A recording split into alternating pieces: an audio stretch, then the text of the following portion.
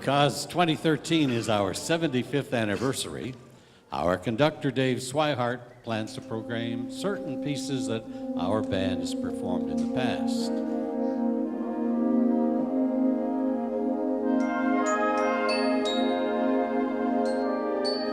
I play the cornet. Most of the band members now play trumpet, but they're so similar that I still play the cornet. Well, I'm a daddy's girl, and my dad was a amateur musician, and he played piano and cornet, and later on he played drums. And he bought the drums for my brother. And of course in those days girls didn't play drums.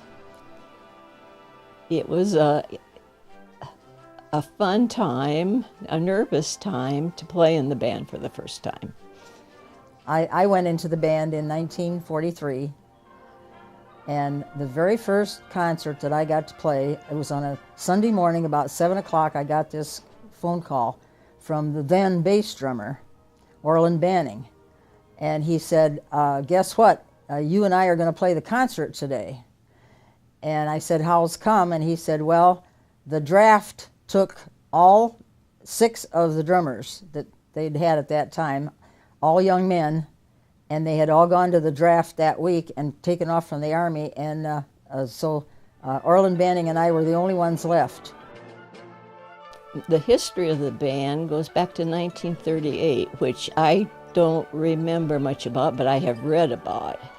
And a tax law was passed in Indiana where cities could support the bands. We are tax supported by the city of Elkhart.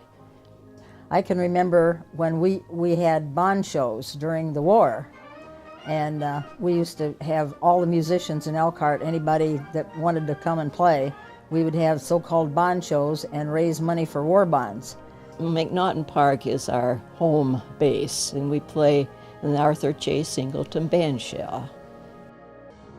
When we first organized, the first time that I was in the band, there were several hundred municipal bands across the country. And the last I talked to anyone who was in the know about such things, I think it's down to less than 30. Our uniforms are black tuxedos, and we have an emblem on the side, and then down the lapel there are stars, and each star is for 5 years in the band. And my lapel has 65 years in the Elkhart Municipal Band.